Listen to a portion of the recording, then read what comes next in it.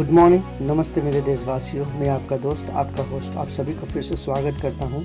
Justification by faith and evangelistic media ministry प्रस्तुत करता है हर दिन का शुरुआत खुदा के वचन के साथ। दैनिक वचन बचना और बचाना में आज 2 अक्टूबर 2024 आज का दिन है, बुधवार।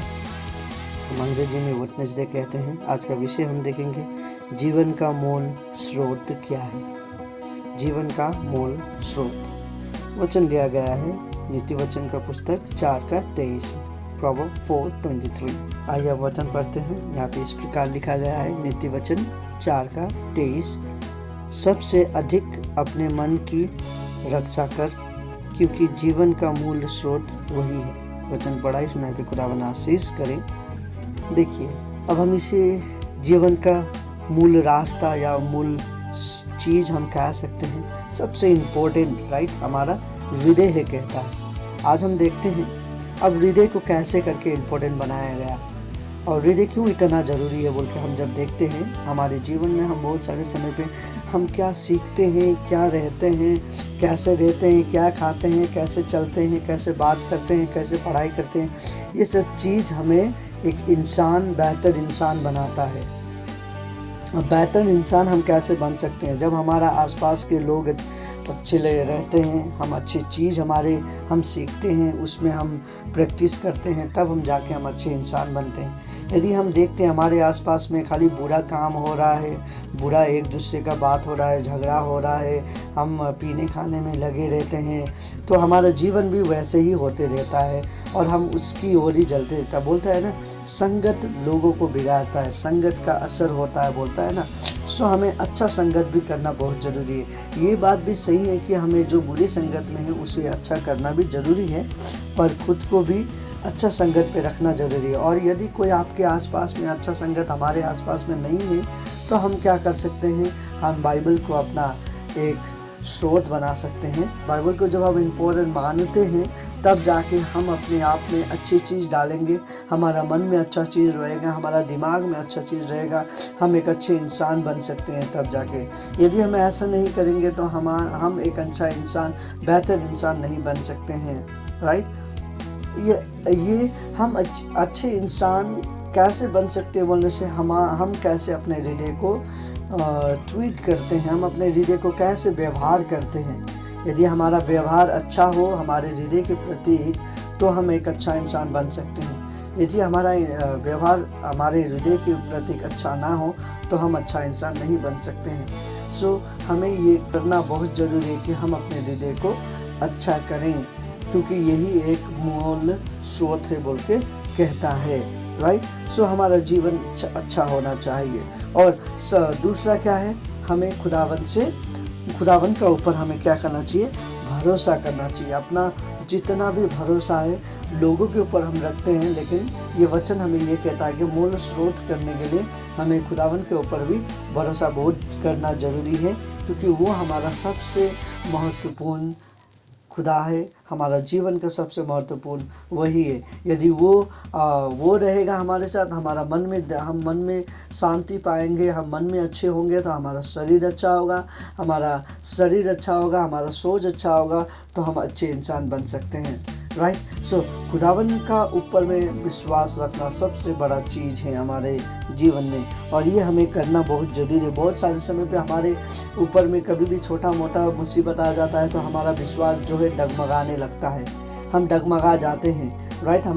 हम जब तक खुश रहते हैं, जब तक हम अच्छे रहते हैं, हम तो खुदावन कितना अच्छा है हमारे पास, जब तक खाना पीना है तब तक खुदावन को अच्छा कहते हैं। परीक्षा तो तब आता है जब हमें परखा जाता है, और परखा जाता है जब एग्ज़ाम होता है हमारा, तो एग्ज़ाम में हम क्या होते हैं, बहुत सारे समय पे हम फेल हो जाते हैं, और फेल होने के कारण हमारा जीवन से हम दूर हो जाते हैं, हमारा खुशी से हम दूर हो जाते हैं, हमारा मन में दीन नहीं होता है, जो हमारा मन है वो शांति में नहीं रहता है, और हमारे जीवन को हम ऐसे ही नष्ट कर देते हैं। आज बहुत सारे लोगों का सुसाइड आत्महत्या करने का कारण यही है कि उनके मन में शांति नहीं है। और मन में शांति लेके आने के लिए हमें क्या करना चाहिए?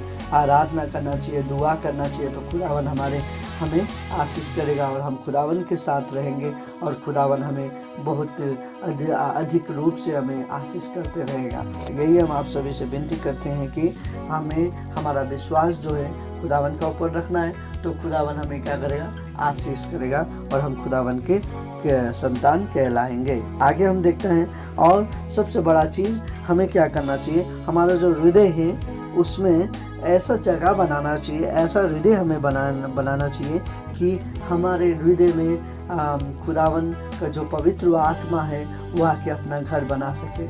ऐसा हृदय हमें बनाना बहुत ज़रूरी है। हम बहुत सारे समय पे खुदावन के लिए घर तो नहीं बनाते हैं, पर खुदावन के लिए थोड़ा भी जगह नहीं देते हैं हम, राइट। सो हमारा हृदय ऐसा नहीं होना चाहिए। हमारा हृदय इतना कोमल होना चाहिए, इतना अच्छा होना चाहिए कि खुदावन का जो पवित्र आत्मा है वो आके उसमें वास हो सके, उसमें आके वो बैठ सके और हमें लीड कर सके बोल के हमें बनाना बहुत ज़रूरी है। तब हम एक अच्छा इंसान या अच्छा हृदय, हमारा जो जीवन का मूल स्रोत जो स्थान है उसे हम अच्छी तरीक़ा से रख सकते हैं। जब हम उसे अच्छी तरीक़ा से रखेंगे तो हमारा जीवन सब कुछ अच्छा होते जाता है। और उसका बाद हम क्या देखते हैं? यदि हम वो करते ये सब करते हैं और हमें दूसरा चीज़ क्या देखना है, वचन के अनुसार बोलता है कि क्या मेरा हृदय फ्रूट्स बेयरिंग करने वाला हृदय है कि नहीं।